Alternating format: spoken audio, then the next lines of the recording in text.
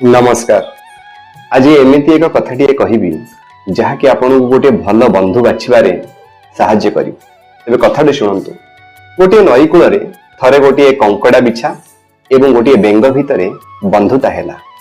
बेंगटी थिला बुद्धिमान, संस्कारी और दयालु। बंधुता सत्वे से केबे हेले कंकड़ा बिछा पाखक जाए ना। कंकड़ा बिछा ताको जेते पाखक डाकिले भी बेंग कहे ना भाई ना, तुम पाखक दूर रहिबा भल। एमिति आमर बंधुता आगु को बढ़ी चले, पाखक आसीबा कथा जमा कहनी। सेमिति बंधुता बढ़िबार लागिला। बेंगर उपदेश और कथा शुणी कंकड़ा बिछा भी संस्कारी होई उठिला। एमिति दिन गड़ी चलिला। थरे नई रे बढ़ी आसिला।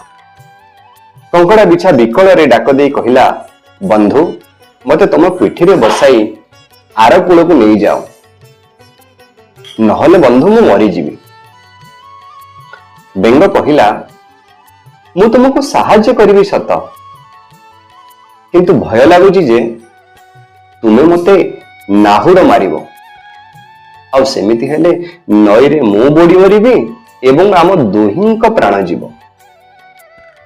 कंकड़ा बिछा कहिला, ई कथा कहूछ बंधु, तुमे मते विपदरु पार करुछ, अथच मु तुमको नाहुड़ मारिबी।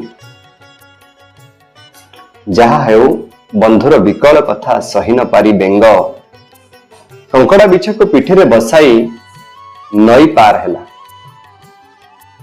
किछि समय पर कंकड़ा बिछा कहिला, बंधु आउ संभाली हो नाही, मन कलबल होउछि, तुमको थरे नाहुड़ मारिबी।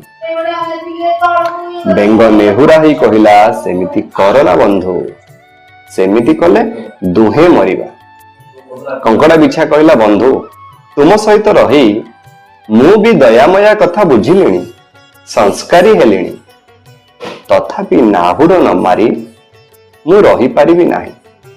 तबे तुम मते देइथिबा संस्कार रु मु एतिकी करि पारिबी जे तुमको सबुठारु कम कष्ट हेउथिबा जागारे मु नाहुड़ मारिबी। बेंग आउ किछि कहिबा पूर्वरु बिछा बेंगर पिठी रे धीरे नाहुड़ मारला। बास सेतिकी ही यथेष्ट थिला दुही को पानी रे बोडी मरिबा पाई। आशा करूछि कथाटी बेस पसंद आस्थिबो। तबे आपण भी बुझी विचारी बंधुटीए करिवे। ये जाने आपणको भाग्य रे कंकड़ा बिछा परी सांगटीए न चली आसी।